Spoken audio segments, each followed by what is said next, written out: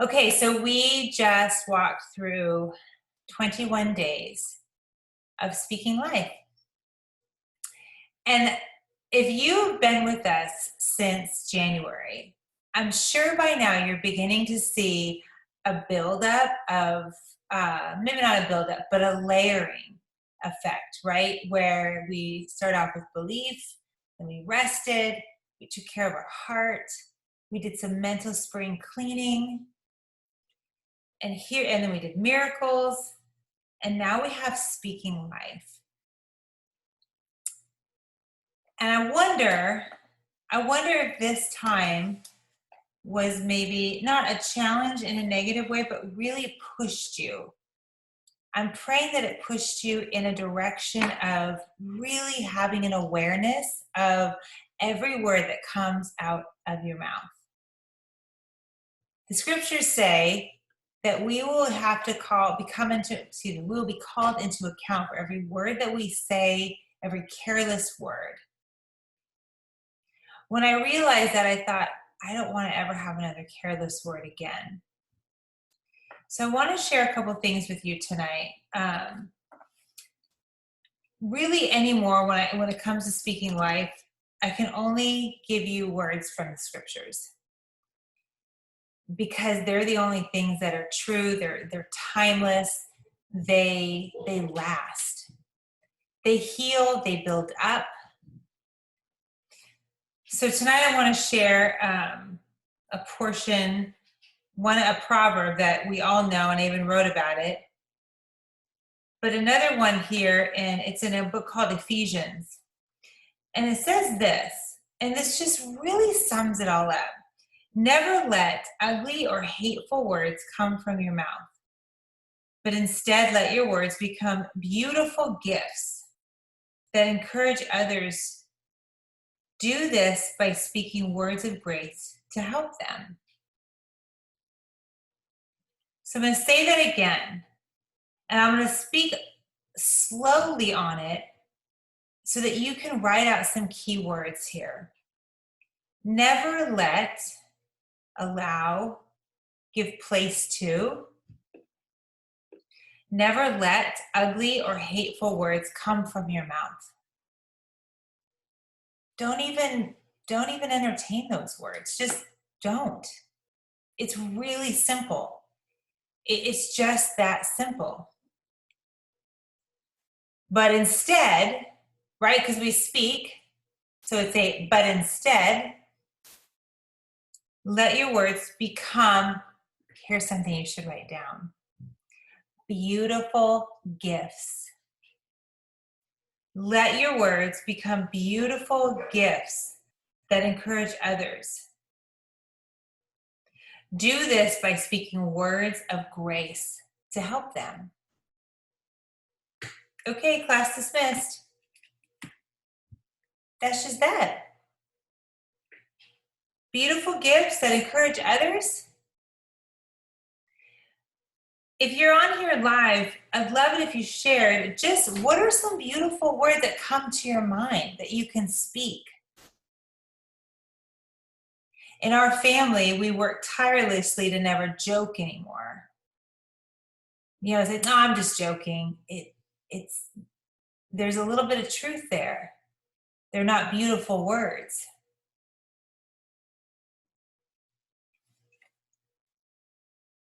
When we speak words that are beautiful gifts to one another, can you imagine? Can you imagine what that does to you on a cellular level as you speak them?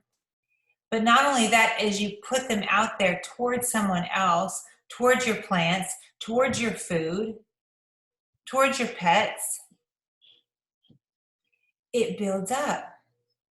I'm sure by now you all have heard of the gentleman who did Hidden Messages in Water, where he took several different pots of water. And one, he spoke some words of life, another one, hateful words, another one played for high frequency music. And then he froze that water and looked at it under a microscope. And as you all probably know, when he looked at the words of life, not only were they strong, healthy crystals, but they were actually growing new ones, all the way down to the hateful words. The hateful word, water that was frozen, looked like a bomb had gone off. It looked like it had been shattered. So if you think about that with your own body, if we're 70% water, and just by doing that to a glass of water, what it can do, imagine what it can do to your whole body. Elisha, it was chapter 4 in the book of Ephesians, verse 29, and I read it from the Passion Translation, which is it's becoming one of my favorites. So the second thing I want to share tonight is from the book of Proverbs. Proverbs is, even if you don't know God, everybody quotes Proverbs at some point or another because it's so rich, it's so good. It's literally your instruction manual for life. And it says this in Proverbs 4, I think it's verse 23. It says, so above all, guard the affections of your heart. Let me just stop you right there. I want to encourage all of you to come to my class next, Monday night, the 24th? It's going to be so good. We're talking about the connections of trauma with emotions and spiritual, just how that all plays out in the body. But we're going to do a little bit of a deep dive, spoiler alert, into the kidneys and how I've been teaching it wrong. We all kind of teach it wrong because in the West, we don't really know. And what we don't know is that your heart, this just does nothing but keep you alive. Everything else, it's either here or it's your kidneys. So we'll talk about that. It'll be great. But in this case, above all, guard the affections of your heart. In this situation, we're talking about our thoughts, our will, and our discernment. Here's why. Because they affect all that you are. All that you are. It goes on to say this, pay attention to the welfare of your innermost being. Now we're getting down to the goodies, the nitty-gritty, probably your kidneys and your adrenals. Pay attention to the welfare of your innermost being, for from it flows the well springs of life. And here we go. Ready? This wellspring is seasons, especially springtime. So if you are having a situation, a season that you're not enjoying,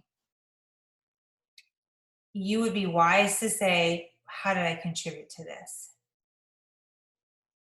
What is my part? That's not to say that bad things don't happen, but really it's our response in those seasons. Because you can take any negative season and turn it for good. I've read way too many books of people who have gone before me who have done just that. A woman called Corrie ten Boom. If you've never read her story, she has an amazing book called The Hiding Place. She was in the concentration camps in World War II. And her sister, it wasn't her actually that had a good attitude, it was her sister. Her sister ended up passing away. I'm not really spoiling anything, it's not a big surprise. But through the time, her sister just over and over and over thanks God for every situation. She thanked God for the fleas that were in their bed because it meant that the soldiers wouldn't come in and abuse them. The fleas and all of that kept them out. And I gotta say, I'm not so certain I would be really praising God for fleas. But it challenges you. It's good to think about people who have gone before, who have had really tough situations, and they look at their season and say, okay, how can I make this springtime? That's the season this particular passage is speaking of. So if we look at it, we have to rightly understand that it's not our ages, the ages we live in, not our physical age, or the circumstances, or the year, or a pandemic, or a job loss. It's none of that shapes our lives. It's this. It's this. All of that is what shapes our life. If your hearts are tender towards God, you can live in a perpetual springtime. I could go on and on about all of just really that and come up with every but Jen that I've heard, and can show you if you really think about it. If you really think about it, your thoughts, your will, your discernment all come in, and then we speak it out of our mouth. And with that, we create what we see around us. Perpetual springtime or constant hardship. The choice is yours. We've been given a mouth that we can create with. Tonight, I want to ask you, I mean, I have tonight left with you. I have just a few minutes to share. And when I do these types of groups and classes, and I think, I just hope you get it. I really hope you understand. And I'm sure both Terrys I know you guys have been on here with everyone. And I say this with belief, with rest, with mental spring cleaning. I just think, I just want you to get this. But really, with speaking life, I'm short of begging you to get it. I'm just saying, please get this. Please don't log off tonight without grasping how powerful your words are. How much you create with just what you say. How you can build up others and give them a beautiful gift of life, or how you can choose to just tear it down. All you have to do is sit for 5 minutes. I don't recommend it, but 5 minutes on social media and see tear down, tear down, tear down, tear down, tear down. Post after post after post about tearing down people and calling them names.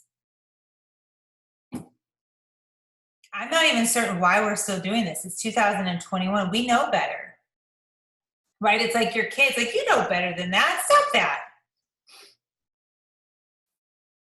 The choice is ours. We can say whatever we want. We can think whatever we want. We'd be wise to make sure that it was good. So everybody wants to know the how to do things when I share about emotional health or healing or physical healing or any of that. So I know you're thinking, well, how do I do this? Well, it's just like we talked about yesterday. The how is gathering your tools. And I mentioned, and what was it yesterday? I think it might have been day 19 or 18 even. In any case, soldiers prepare for war in times of peace. That makes so much sense. But we don't realize, or maybe we don't pay a lot of attention to the fact that we're actually in a war near constantly. And it's not a negative thing for me to say. It's truth. The scriptures say so, and it's our reality. We see it, we feel it. But it's all up here. Every frustration, every struggle, every negative vibration, all of it begins here. How many books do we know that are titled things like Think Yourself Thin, Think Yourself Healthy, Heal Your Body with Your Thoughts, Bless Your Body with Your Word? All of this, it's up here. So we have to understand that we're in a battle. And when we rightly understand, then we gather our tools and say, okay, well, how do we overcome? We have things like Post-it notes. This was so basic, and I apologize if it seems elementary, but this is right by my desk constantly. If you were to be able to see my desk, I have just a little line across the bottom of my computer. Little words, verses, things to remind me. Things that I can go, I'm feeling low right now. Oh, look, and those who have insight will shine brightly like the brightness of the expanse of heaven. Oh, don't I feel better now? It's right in front of me. Your Post-its, a journal, a journal, a journal, a journal. I have this journal, and actually I just started this journal it was given to me at the beginning of 2018, and I didn't need it until the beginning of summer 2019, and it's been really fun to go back and just read. Where was I? What were we doing? A journal. Have your Post-it notes so that you can speak life constantly. Have a journal so that you can grapple with the seasons of life that you're in, so that you are able to, on paper, say, that what I just wrote, that needs to change. So we rewrite it. Your oils. Your oils are something that you must have at your fingertips. Always. I shared in our emotions group this week that I used to, and even really recently, we can use sacred sandalwood. We can use, ylang-ylang for this. How about some clarity? And I will every now and again share. But anymore, I realize all of us are so different. Our DNA is so different. And what you respond to may not be for me, and vice versa. But what we know is our oils, whatever resonates with us. I know my mom actually turned me on to Sacred Mountain, and she loves Sacred Mountain. When she needs something, just some protection, some spiritual bubble around her, she'll use her Sacred Mountain. For me, I love Palo Santo for that reason. So I have that with me all the time. I also will have abundance with me so that I can drop a drop of abundance on my head and receive from God the abundance that I need so that I can be a transmitter and give it out. Did you all know that, by the way? Did you know that we're meant to be transmitters? We're not meant to be these sponges constantly sucking in from one another, but we're meant to be pouring out. It's how we're designed. We receive from God and we pour out onto others. It's really fabulous. So if you use something like abundance, let's say, be sure you are wanting to receive the abundance from the right source, and that you're going to give out that abundance. You're going to keep it in circulation, whatever that abundance is. So you have your Post-its so that you can write your affirmations. You have your journal so that you can grapple with your current season. You can see it for what it is and what it is not. And you have your oils. Young Living has a beautiful starter collection, right? The premium starter kit. But they also have the everyday oils. There's the ancient oils. Any of the collections that you have, what you'll find is tools in there to help you think better, to have better discernment, to be able to speak the words that are going to be healing for you. It's powerful. I will tell you this, our next series is going to be 21 days of journaling and affirmations. So, lest I harp too much on the journaling, please get a journal. It will really help if you are not one to journal. Well, there we are. The last thing is, and I don't know how many of you have this, but a dry erase marker. I even was saying to my son today, I need a dry erase marker in the shower. And I know that might sound so weird, but don't all the best ideas come in the shower? And if you have a dry spot, you can just do that. But your dry erase marker, you can write on your windows. You can write on your mirror. You can write notes, life-giving words to other people. These might sound like school supplies and elementary tools I just mentioned. But when people ask me, how do I do this? I'm really simple. I have 5 children, 4 dogs, and now 12 chickens. I do not have time to make life very complicated. So my tools are ones that I can just stick in my purse, my backpack. I want that for you. In order to speak life and create this fantastic journey, You just need a few things. These are tools to remind you to do the things that tomorrow you may forget. Because someone might come at you with a situation, and here's why you might forget. Are you ready? This all goes along together.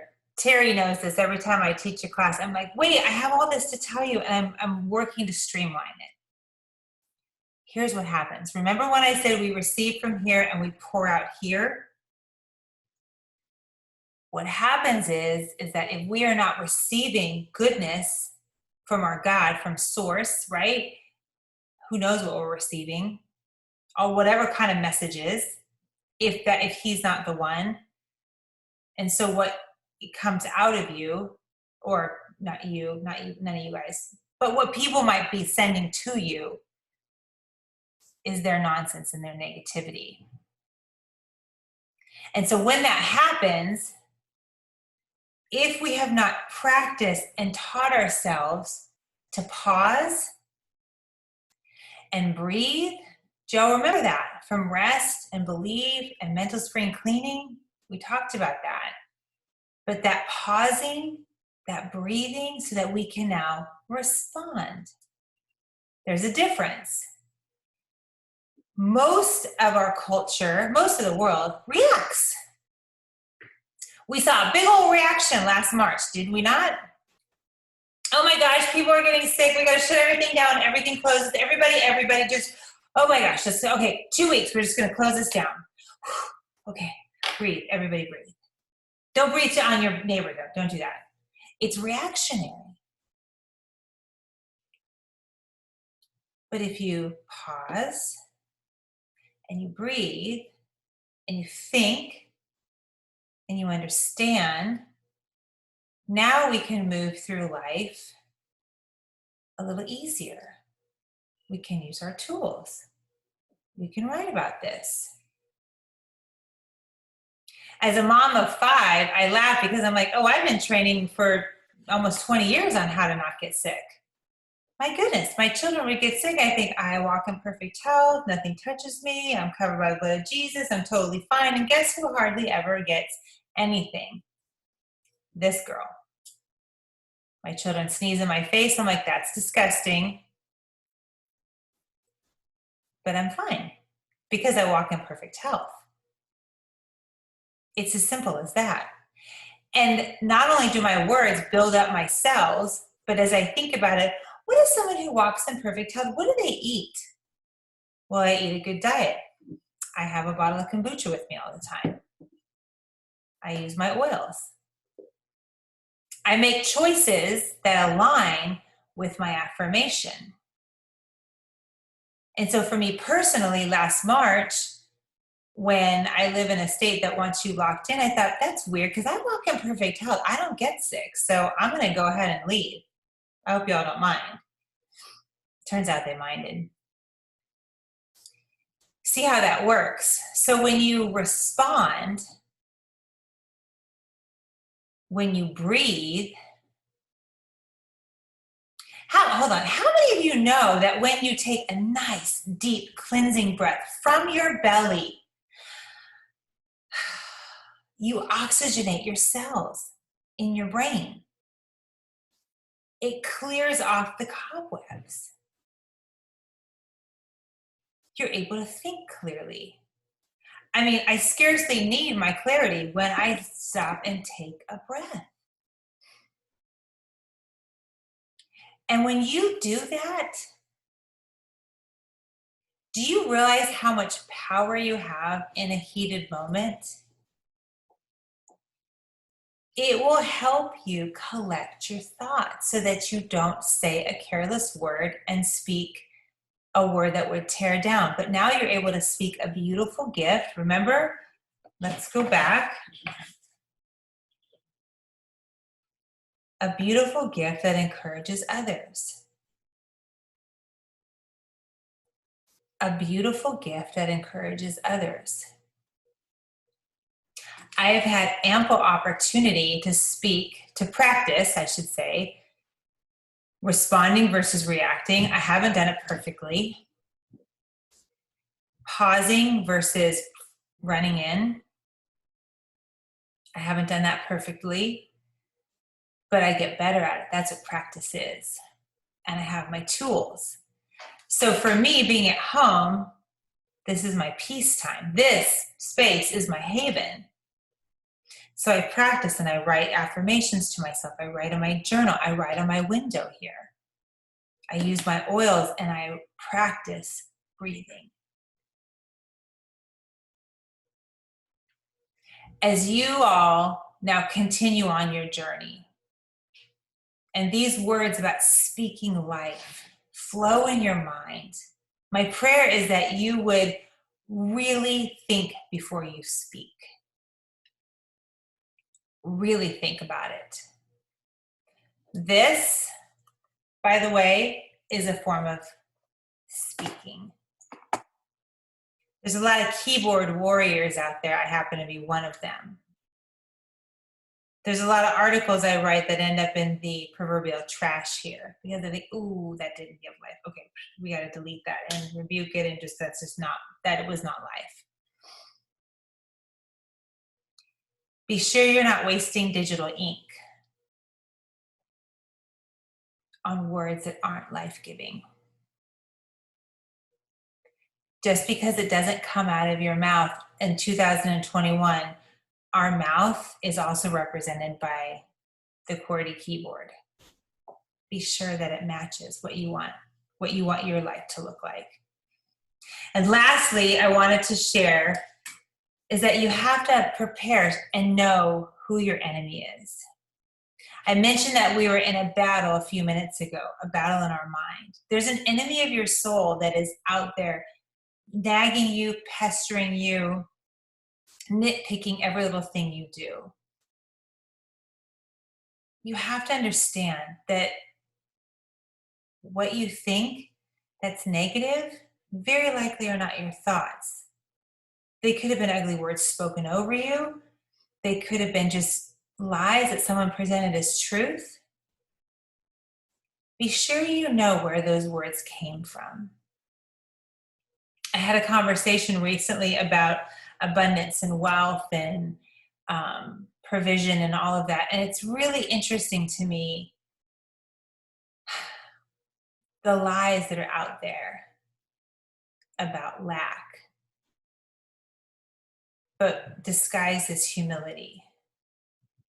I'll just leave it at that, but understand, really give careful thought. If you see a situation in your life that doesn't feel good, it's not matching up to what you believe, whether it's in your health or your finances or business or with your family, relationships, any of that, it could very well be that you have believed a lie that is causing this particular season. I hope that makes sense. It's probably a little deeper topic to dive into than just a 2-minute chat, but in any case. So I'll leave you with this before we open it to questions. Pay attention to the welfare of, that's the last half of it. Above all, before anything else,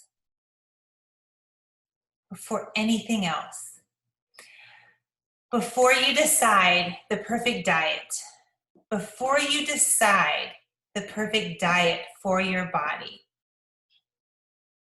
I'll say it again. Before you decide the perfect diet for your body, guard the affections of your heart, which is this. When I say heart, I mean this, your mind, your thoughts, your will, your discernment, your affections, right? For they affect all that you are. Before you decide what you're going to eat, above all, guard this. As diligent as folks are with whether it's gluten-free, keto, plant-based, which I'm laughing like, plant-based, come on now. Before we decide any of that, is it organic, is it not, is it GMO, is it that? All of that is total rubbish if we don't, above all, guard this. Second, Pay attention to the welfare, the well-being of your innermost being. For from that flows your seasons of life, the well springs of life. Really give attention to these things. There are some doctors who believe that before you have certain foods, speaking and thinking is the ultimate way to perfect physical health. You decide, you be the judge. Does anyone have any questions or any comments, any epiphanies they had over the last 21 days that you'd love to share?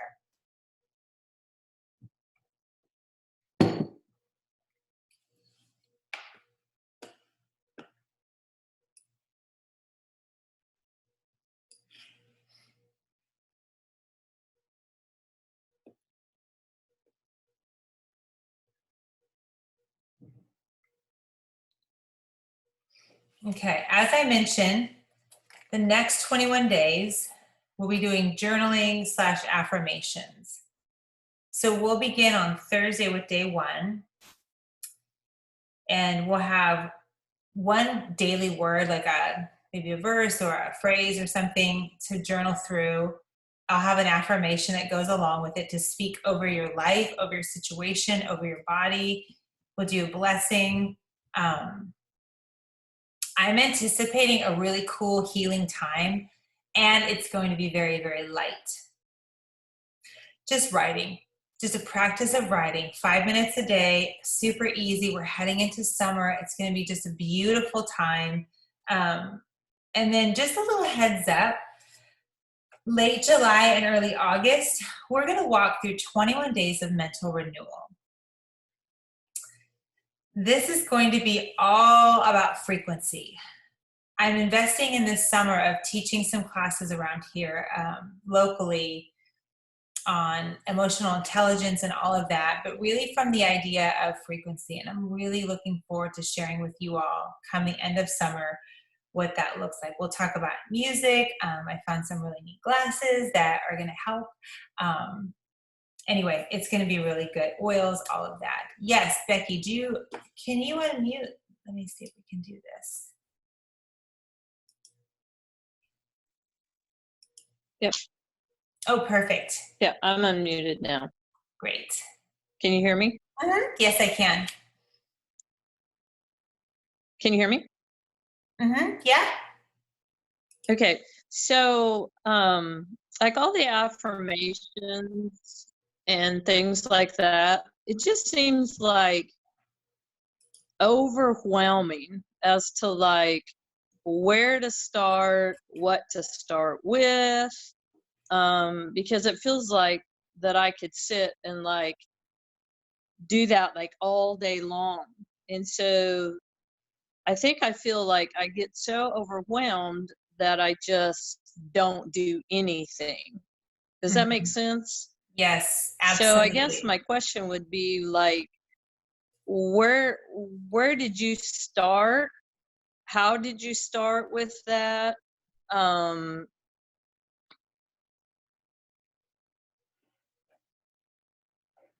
So your question is, where do you start with your affirmations?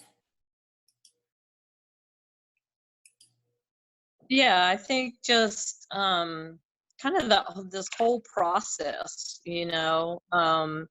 just seems like even going through the 21 days, even after that, it just still seems like overwhelming. And I'm also doing like the Robert Tennyson. I got like the conscious language book and stuff like that, and it just I don't know, it just seems like overwhelming. And like, where do you start? It just seems like there's so many things in life.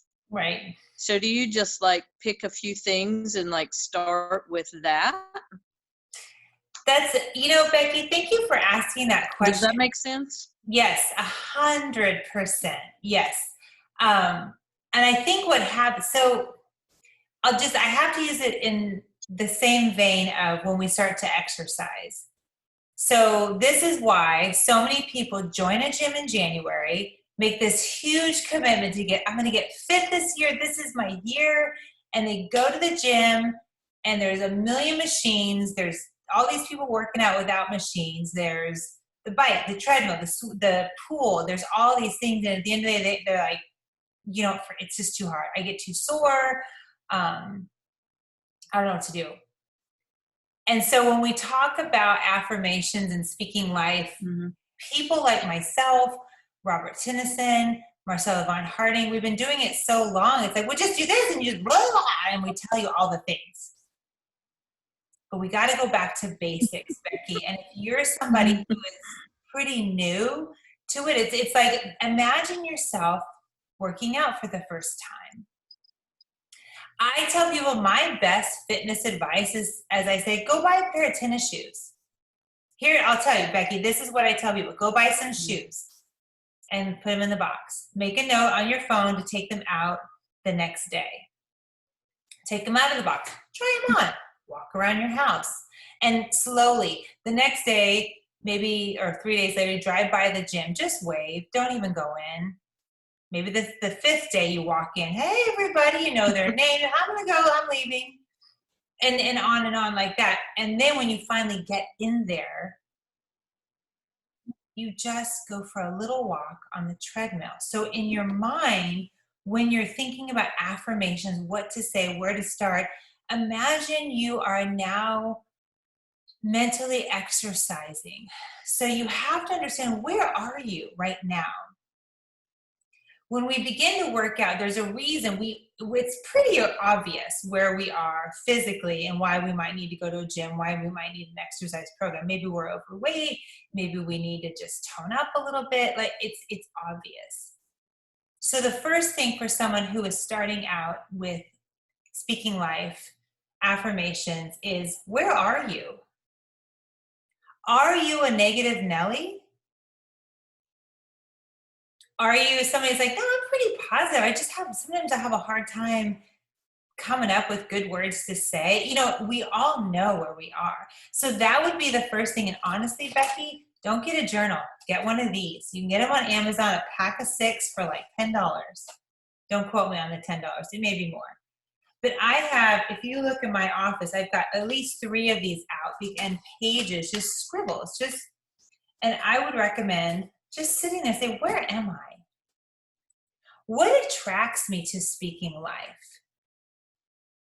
If I were coaching you, if you were one of my coaching clients, Becky, I would ask you, what attracts you to this type of a class? Why did you get Robert's book? What's your goal? And I'm going to tell all of you something. If it is to earn more money, to feel better physically, those are all lovely, delightful goals, but they're what we call beautiful side benefits.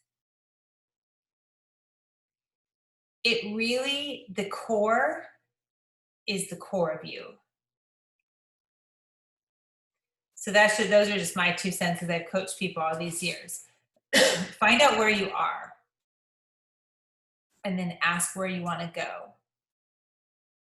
So many times, I will tell you this, people I have coached through AFT, through my emotion classes, just a one-on-one, or sitting here, they usually come at me, my business, blah, blah, blah, blah, or my children, da, da, da, da, like, something negative, something not savory. 100% of the time, at the end of it, they needed to write an affirmation about their value, about their worth, about who they are before God. It always starts with here.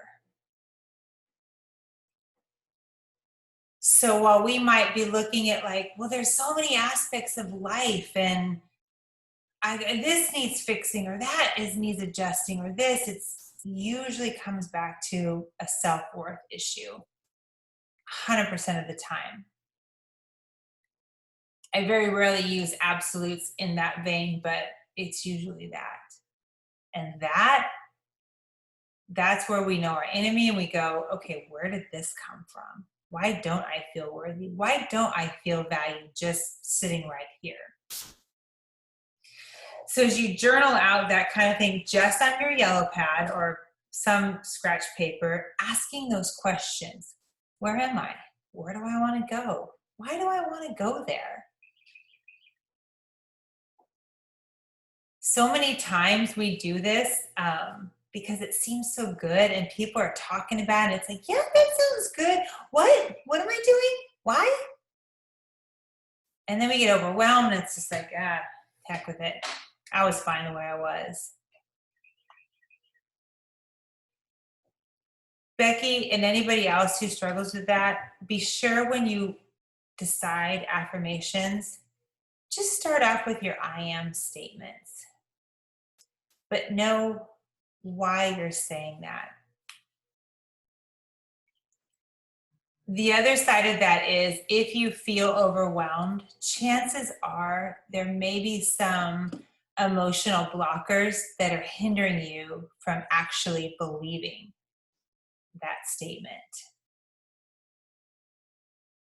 I hope that helps, Becky. Does anybody else have any questions?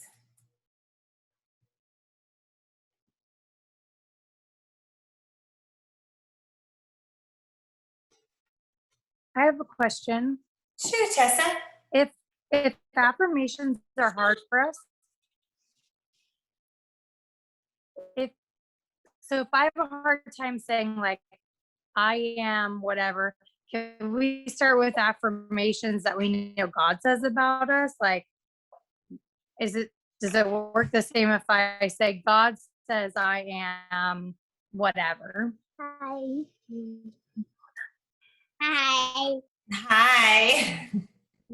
So you mean Does that make sense? if you have a hard time saying I am worthy, you feel better maybe saying God says I am?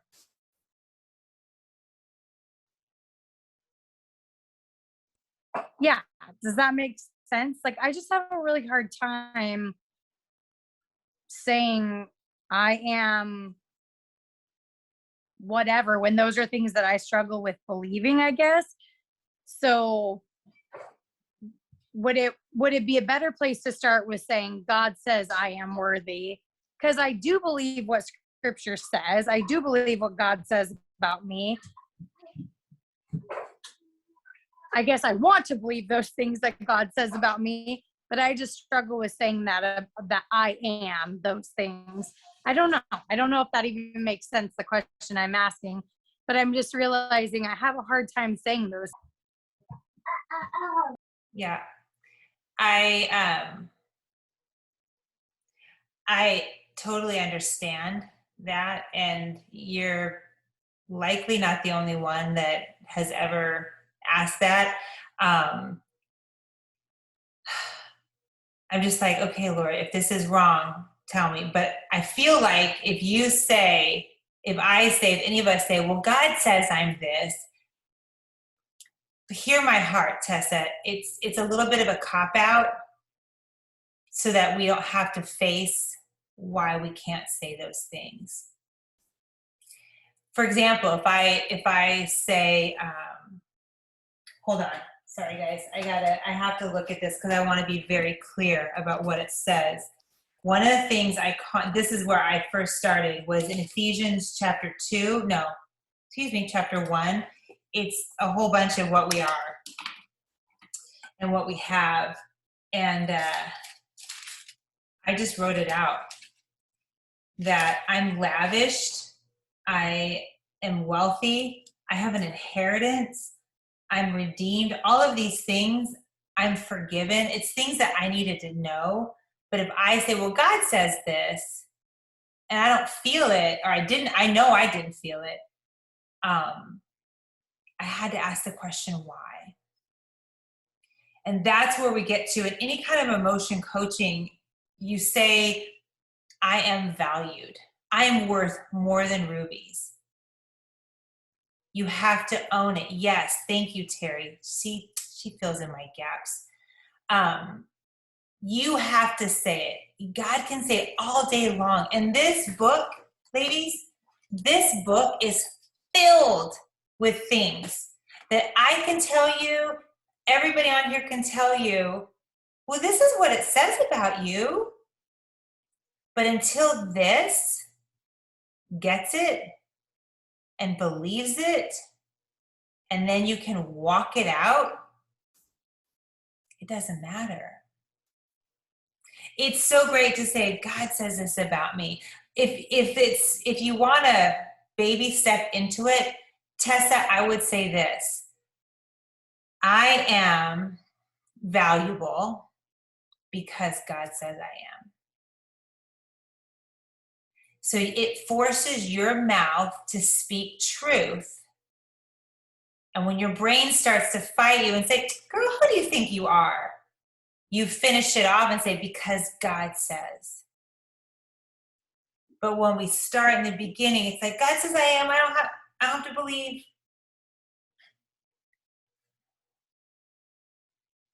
Speaking out the truth, just declaring, I am this. Oh, what is that song? I think it's called I'm a Child of God. And there's a line in there, I think it's in the chorus or the bridge, where he says, she says, I am who you say I am. Tessa, start there. Do you know that song?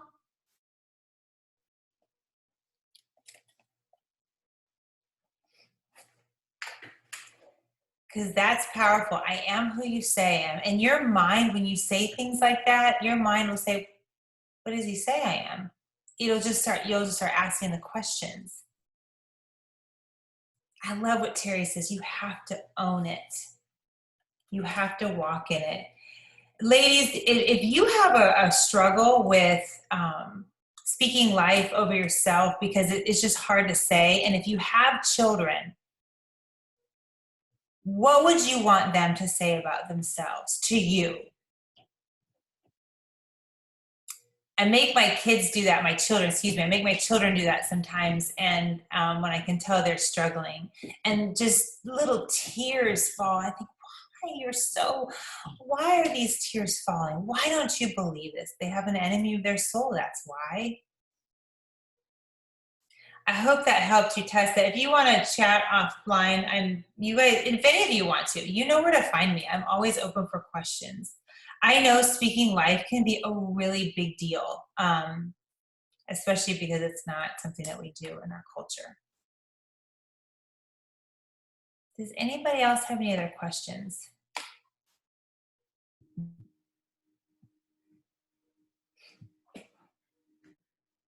I do. Hi, Yvonne. Hi.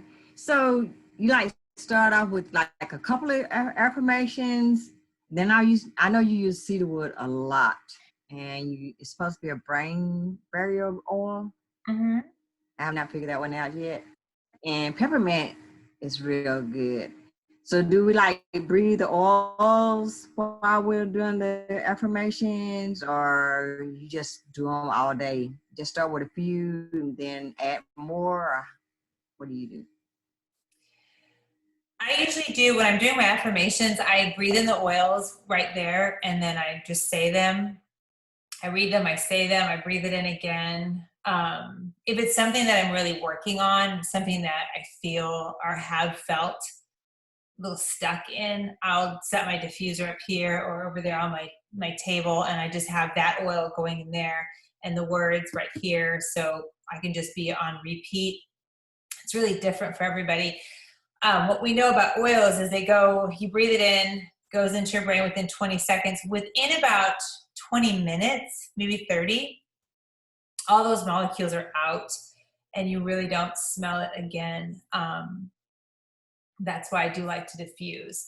One of the things, just FYI, in case anybody wants to join me in this, the 3 that I'm diffusing for the next few weeks is humility, joy, and cedarwood. I want to have humility in all that I say and do. That's just something I'm working on. And then joy, just the joy of the Lord is my strength. I just keep saying that over and over and over.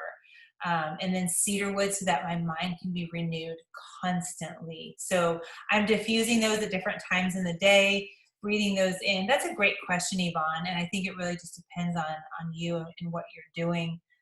If you're someone who, like, let's say you work, where you're not here like at a desk like I am all day, and you're out and about, these little beads or like a leather bracelet, something, and just put a few drops on in the morning and have a habit of just smelling it and taking a few good deep breaths. We learned in Essentially Free, and when I had Maribel teach with me, she taught us to breathe for a count of 4 and then exhale. Do that about 3 or 4 times. And I do that with my oil so they can get really deep into my mind and then into the rest of me. So I hope that helps.